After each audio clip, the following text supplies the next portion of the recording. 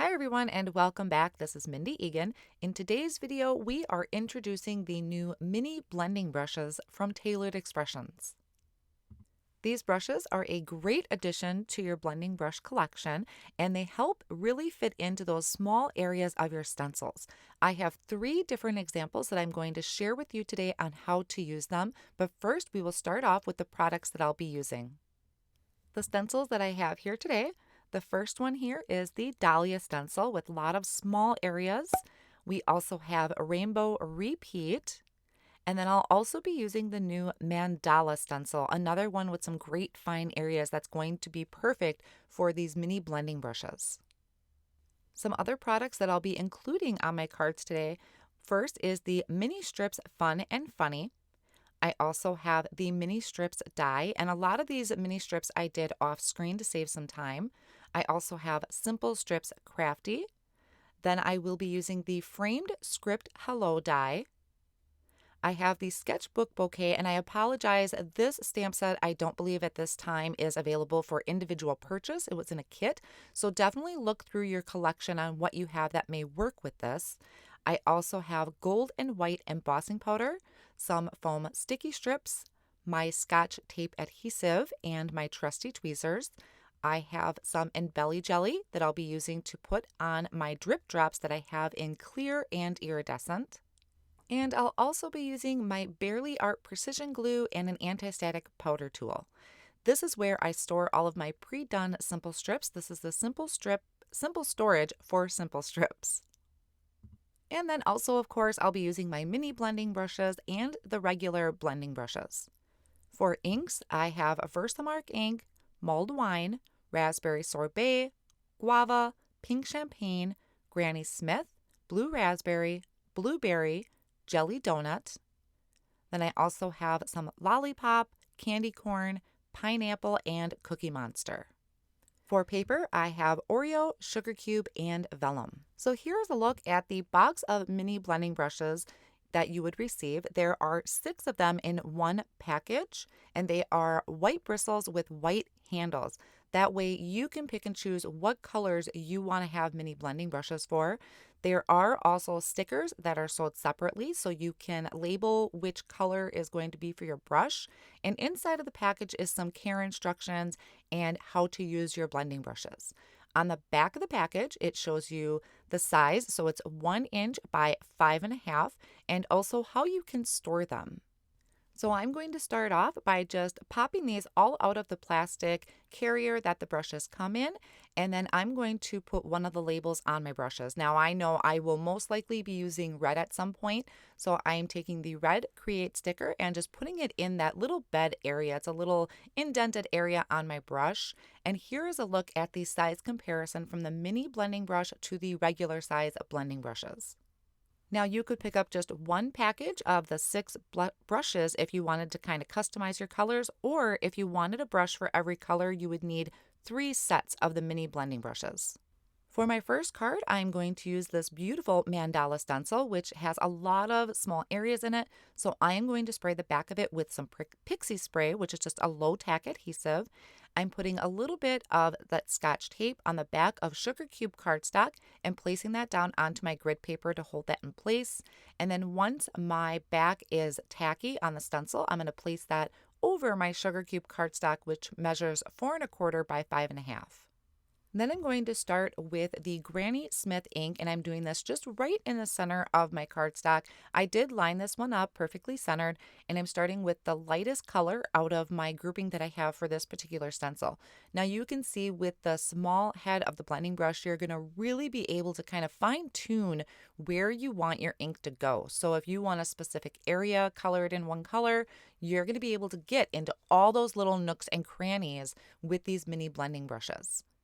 My next color that I have here is blue raspberry, going around just that little bit of that outer circle there, blending into the Granny Smith to help kind of smooth out the transition to color.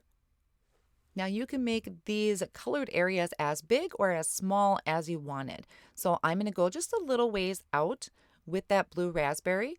And then once I'm happy with that coverage, I'm going to bring in my next color, which is going to be blueberry. And I'm going to start going around that blue raspberry. So I'm able to get quite a few colors on this card front just because of these mini blending brushes. You could use the regular blending brushes, but because the heads of the blending brushes are a little larger than this, you're covering more cardstock. So it's kind of hard to fit in all of these colors into the one card front. My last color here is going to be Jelly Donut, going around all of those little outer edges.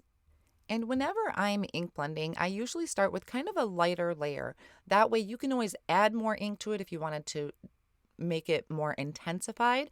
But at least if you're starting light, you can leave it as is or go back over it like I am doing here. So I am just retracing all of those colors. It also kind of helps smooth out that transition. And it really does just brighten up all of these colors. Once that's done, I'm going to carefully just peel away the stencil and reveal this gorgeous design on the card. Now, I did feel like everything was a little too bright. The white was just a little too white for me.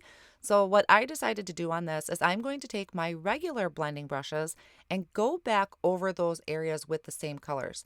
So I did start with the Granny Smith, and I believe I did skip one of my colors. My next one I'm going to come in is going to be the blue raspberry. So I'm going to go around those outer edges, and you can see even just kind of lightly going over this background how much area I'm covering because of the larger blending brush. I was able to kind of get more colors in using the minis.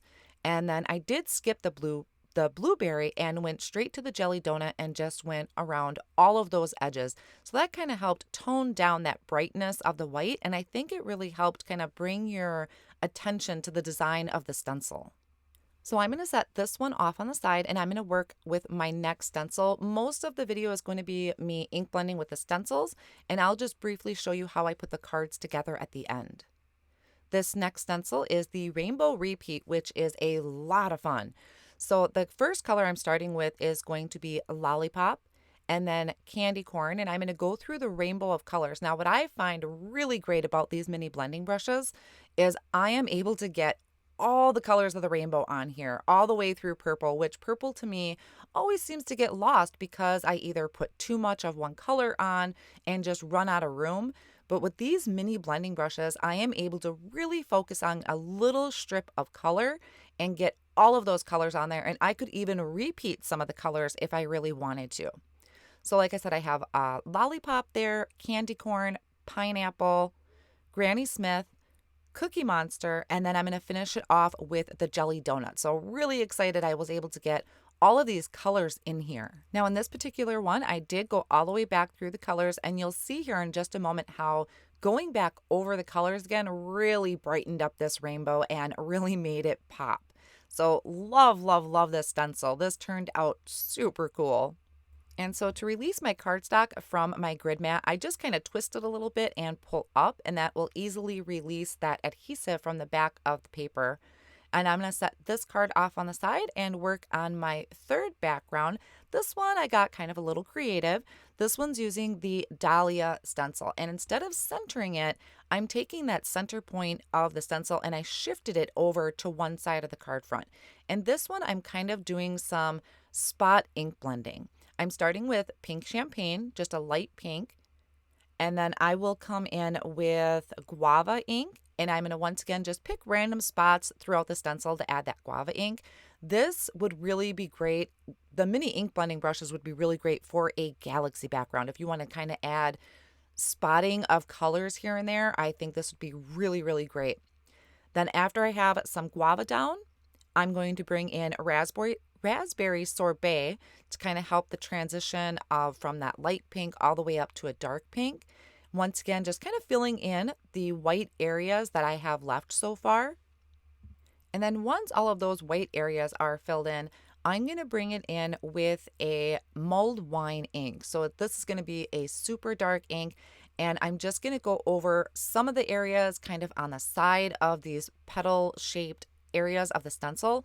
And to me, this almost looks like they're shiny. It just kind of gives that illusion of shiny areas over the stencil, and I thought that was just a really cool look. So once I peel this up here, you're going to see this beautiful, vibrant background. And after I thought about it, this would probably make a pretty cool Christmas card. But I did think it was a little too bright and a little bit too busy. So I'm going to go back over this with a regular blending brush with my lightest ink, which is the pink champagne.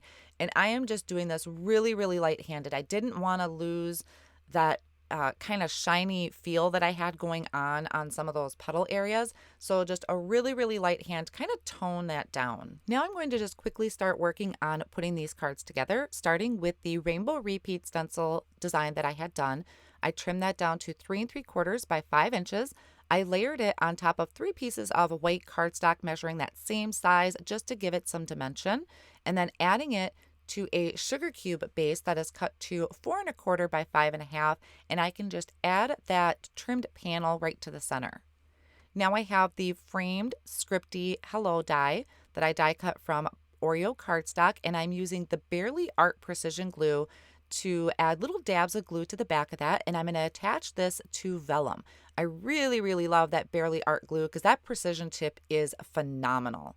Then after that's dry, I waited a few minutes. I'm just going to trim around that frame. So I'm going to have that vellum background to kind of soften up the rainbow behind it. And then once again, I'm using that Barely Art glue, just adding little dabs on the back side of the vellum right behind the scripty word. And I'm going to attach this to the front of the card.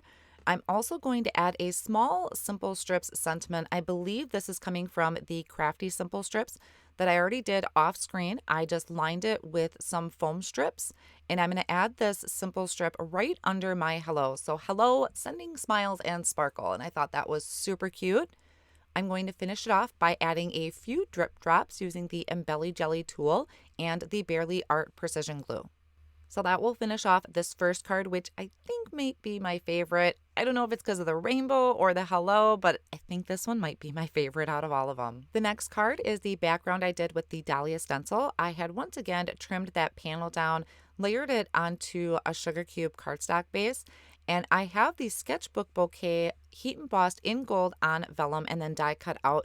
Now, like I said, this one I don't believe is available yet for individual purchase, but definitely go through your stash. You may have something that you could use here.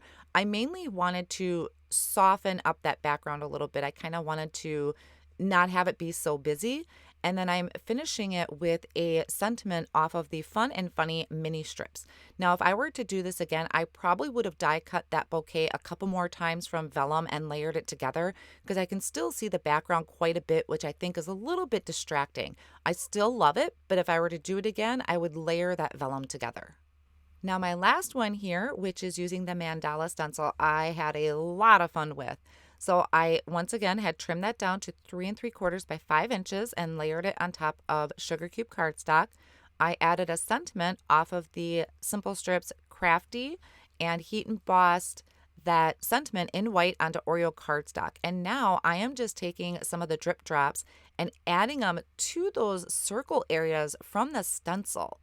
And I really liked how that was doing, so I went back through and added a ton more. I mean, stenciling really does not take a lot of time, so by taking some time and adding these embellishments, I think really dresses that card up. So there's a look at the mini ink blending brushes from Tailored Expressions and how to use them and how great they are to have to your collection, and 3 cards that I hope inspire you to give this a try. Thanks so much for joining, and I'll see you again soon.